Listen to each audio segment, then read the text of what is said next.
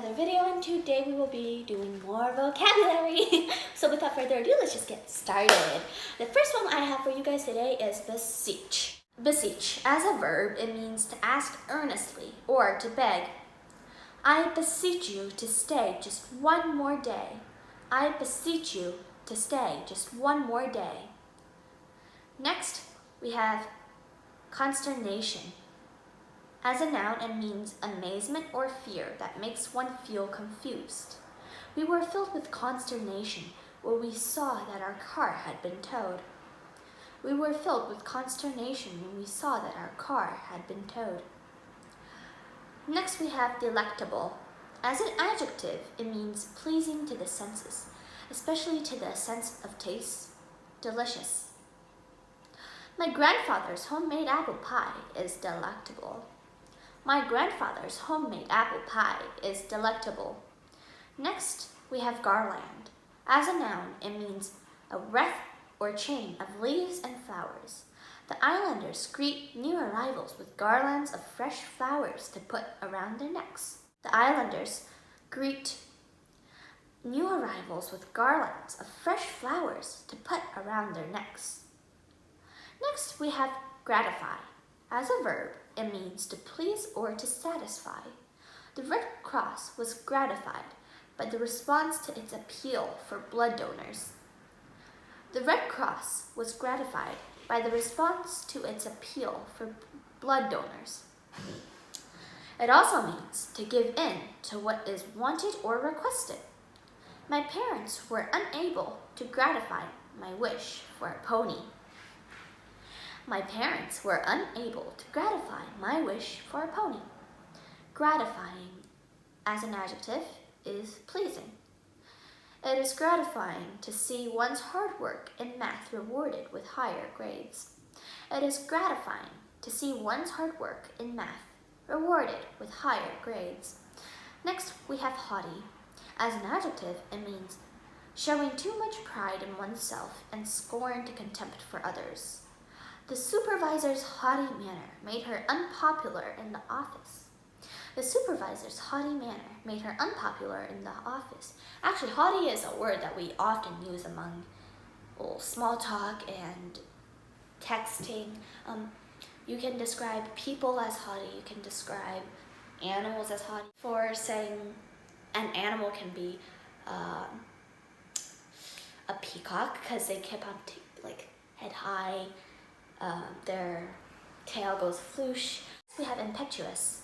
As an adjective, it means inclined to act without thinking.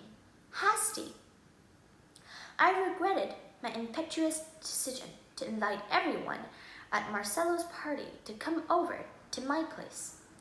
I regretted my impetuous decision to invite everyone at Marcelo's party to come over to my place. Next, we have lavish. It means much more than enough. The Chinese New Year celebration included a lavish 15-course meal. The Chinese New Year celebration included a lavish 15-course meal. It also means very costly. The tribal chiefs at the ceremony bestowed lavish gifts on each other as signs of respect. The tribal chiefs at the ceremony bestowed lavish gifts on each other as signs of respect. As a verb, it means to give freely or generously. Critics lavished praise on the new Broadway musical. Critics lavished praise on the new Broadway musical. Lavish doesn't just mean those. A more simple meaning can be extravagant or fancy. You can describe a place as lavish, especially those big halls or musical opera places with those gold embroidery and stuff. You can describe those things as lavish, or you can describe a very small accessory like a necklace, bracelet, ring, earring. Those things can also be lavish because, if you exaggerate them, then yeah. Next we have pluck. It means to pull off or out, to pick.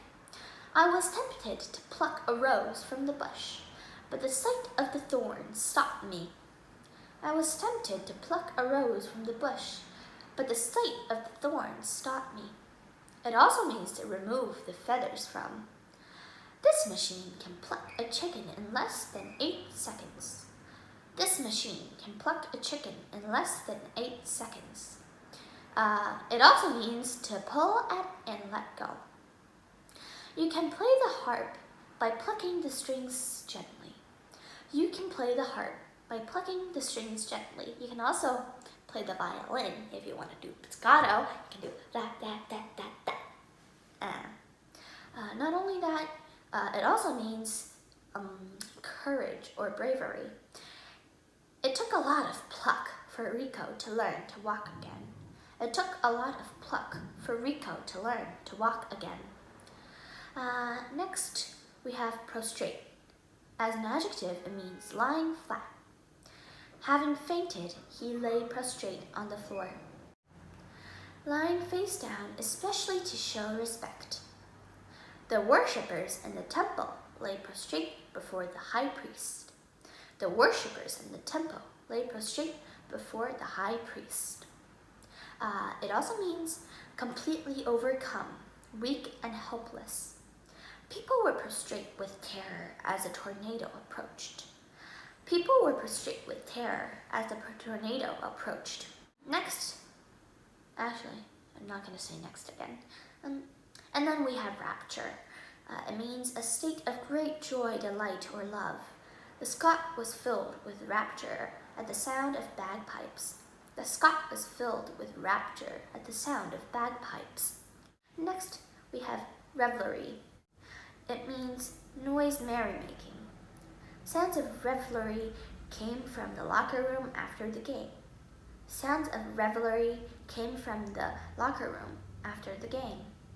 Lastly, we have whim. It means a sudden wish to do something without a particular reason, a fanciful idea. Purchasing a puppy is not something to be done with on a whim. Purchasing a puppy is not something to be done with on a whim. Today I had a whim to eat steak, so my mom's actually going to cook me some steak later. My mom or my dad, I don't know, but somebody's going to have to cook me steak. But anyways, that is it for today. Don't forget to like, comment down below if you have any questions, and please do subscribe because it'll make me personally very happy. Bye, see you guys all next time.